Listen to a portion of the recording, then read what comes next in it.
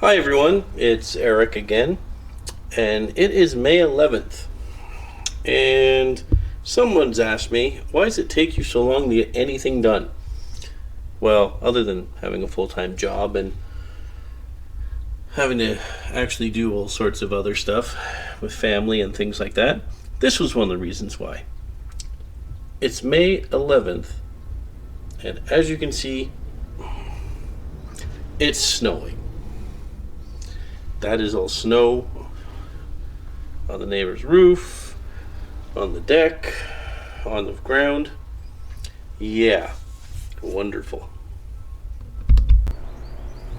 Hey everyone, it's Eric. I believe it's May the 10th. It's Mother's Day, so I'm only running down to the shop for a little bit to show you what I did in the last day or two. Yesterday I was actually out and picking up an engine for another vehicle. Behind me, you can see the 1950 Pontiac I'm working on, and well, it's not for that. I bought it from a guy who's working on the same car and had to take I offered to take a whole bunch of pictures of what I've done for him because he's doing something similar, but actually much nicer to what I'm doing. But I did get some stuff done on the Apache, and well, here it is. First thing you'll notice is, yes, power steering pump hooked up. Those lines are actually from a 1998 C1500. Everything works. Same fittings, and that set me up back about 25 bucks. I think one was 12 and one was $13, so we're not doing too bad. You also see the serpentine belt is on, and we have an alternator. Well, the alternator you notice is new, but I'm not considering that in the budget because there's an entire story behind that. This alternator actually is from my other truck, which is my daily driver. What happened was my other truck, its alternator failed, and I needed an alternator basically to be able to continue going to work and getting around, etc. So I stole it off of this motor. The alternator on this motor was working just fine because I drove the truck around a little bit before I pulled this motor out. So what happened was, this was a replacement alternator for the other truck, which never made it on the other truck because the alternator that was off this motor and is now on the other truck is working fine, and I don't see any reason to swap it out. So I'm not counting this alternator towards the budget. The other thing, don't know if you can see that or not, tie rods, both sides, have all been installed. It's obviously going to need a bit of an alignment. Those wheels are not out, showing that they're both pointing in the same direction right now, but that's fine. We can do that with the tape measure. Everything's now free and able to do that. I still have to replace these bolts on this side to the adjusters, as you can see them there. And that's about all I got done on this. Little fiddly stuff, but makes a difference. Also,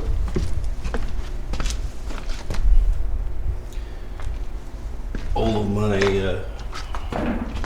lower hinge pockets showed up, which honestly, this stuff looks great. I've just basically put it roughly in place, but looks like it's going to fit perfectly.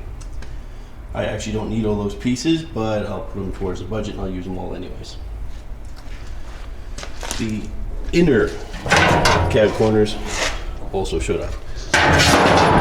Put those into the budget though because I definitely needed those. They're $34 each, so that's not too bad. Another $70 on the budget. So I believe we're at $2,600 or $2,700. I'll have to go check my notes. But that is slowly coming. I'm going to finish pulling all this out of the dash. That brake pedal's way too high off the floor. So the entire brake assembly is coming out. And we'll see what happens with the booster and whether or not I can raise it. I bought a new master cylinder for it because I don't want to screw it off brakes. And I also picked up a nice set of vintage style rims for it. The brake lines are pretty much done, front to back. We only need up to the master cylinder, and I'm not going to do that yet because I might be changing it. The fuel lines are coming. My fittings showed up. I just need to actually work on them. As you can see, that hasn't been touched much either. What I have been working on is this. This is now all stripped, and we're at the point where we're just cutting these sides off.